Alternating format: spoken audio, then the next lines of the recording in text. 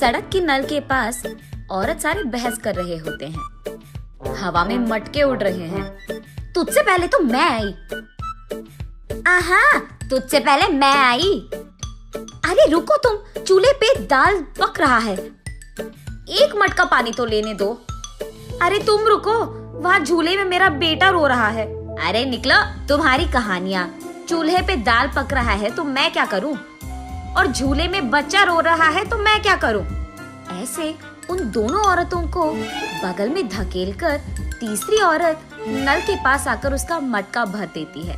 इतने में वही बगल में आमने सामने घरों में रहने वाले मंदाकिनी और मंगतायरू उनके अपने अपने मटके लेकर वहाँ आते हैं। एक दूसरे को देखते ही वो दोनों गुस्से से लाल हो जाते हैं। मंगतायरू और मंदाकिनी दोनों सास बहू हैं और दोनों एक ही घर में रहते थे। मंदाकिनी मंगतायरू से बहुत लड़कर उसके पति को मनाकर अपनी सास के घर से बाहर आ जाती है। दोनों का अतीत उनके सामने आता है। एक मटका पानी लाने के लिए इतना नाटक करती थी। जब भी कुछ काम बोलूं, यहाँ दुख रहा है, वहाँ दुख रहा है कहती थी। और अब देखो, मेम साहब सुबह ही उठकर मटका में पानी भरने नल के पास आ रही है।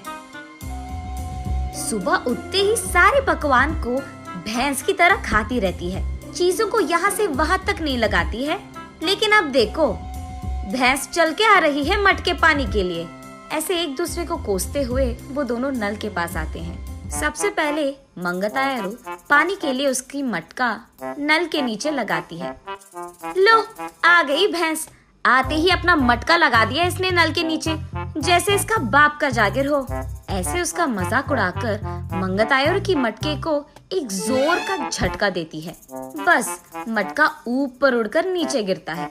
बाप रे, कितनी घमंडी है ये। मेरे ही बेटे के पैसे खाते हुए मुझे भैंस कह रही है, और ऊपर से मेरे ही लटके को लात मारा तुमने। ऐसे कहते हुए मंदाकिनी की मटके को भी जोर का झटका देती है मंगतायरू। मैं तुम्हारे बेटे के पैसे नहीं खा रही हूँ, तुम ही मेरे पति के पैसे खा रहे हो। मेरे सारे बनाए हुए पकवान को सुबह से रात तक खाती रहती है तो भैंस की तरह ही दिखेगी ना। भैंस कहीं की मेरे ही मटके को लात मारती है। कितनी घमंडी है तू। मटके को ही नहीं, अगर मेरी सटकी ना, तेरे को भी मारूंगी, समझी? हाँ, जरूर मारेगी। इतनी घमंडी जो है। मेरे बेटे को मुझसे दूर कर दिया तूने, मेरे घर से उसको निकाल दिया तूने, और अब मेरे ही घर के सामने रह रही है।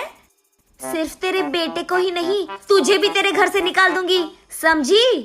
मुझसे पंगा लेगी ना, ऐसे ही होगा। तू तो जरूर करेगी, घमंडी औरत, बंदर मुंह वाली कहीं की। तुझे देखकर ऐसा लगता है कि भैंस को कपड़े पहनाए हैं, और तू मुझे बंदर कह रही है।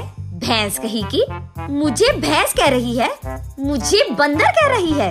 ऐसे वो दोनों एक दूसरे से लड़ते हुए एक दूसरे के बाल पकड़कर लड़ते लड़ते नल के बगल में मौजूद कीचड़ में गिर जाते हैं।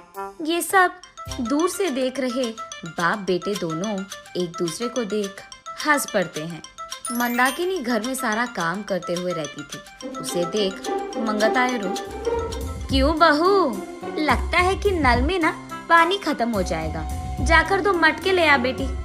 ऐसे ऑर्डर देती थी मंगतायरू। मंदाकिनी के हाथों बनाए सारे पकवान खाते हुए वो हमेशा शिकायत करती थी कि इसमें नमक कम है और इसमें मिर्ची ज्यादा है, ये तो बहुत तीखा हो गया, ये तो बहुत मीठा है। उसके शिकायत सुनने के 2 दिन बाद तक मंदाकिनी रसोई घर का मुंह भी नहीं देखती थी, रूठ कर अपना मुंह लटकाती थी। तब चुपचाप मंगतायरू को ही सारे काम करना पड़ जाता था।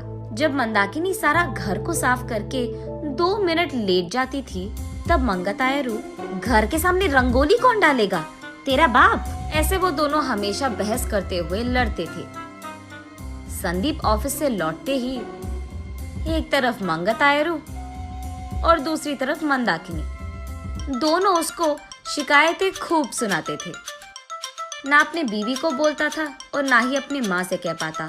अपने आप में बहुत निराश हो जाता था संदीप। बहुत दिन देखने के बाद अब उसके पास ताकत नहीं था।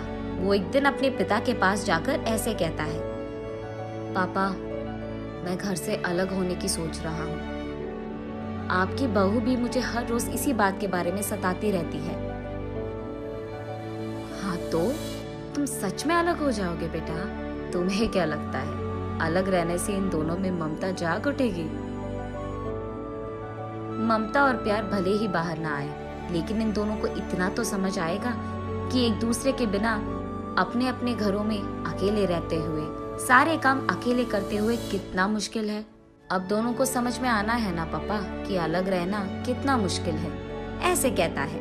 हाँ ठीक है, तुम्हारी मर्जी, लेकिन अभी के अभी कहाँ जाओगे बेटा? मैं कहाँ जाऊँगा, हमारे घर के एकदम सामने जो घर है उसमें किराए पे रहूंगा। ऐसे बाप बेटे दोनों ऐसी योजना बनाते हैं जिनसे सास बहू अनजान है।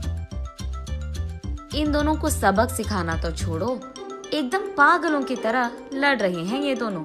ऐसे कीचड़ में गिरे सास बहू को देख उनके चारों ओर मौजूद सारे गांव वाले जोर जोर से हंसते रहते हैं।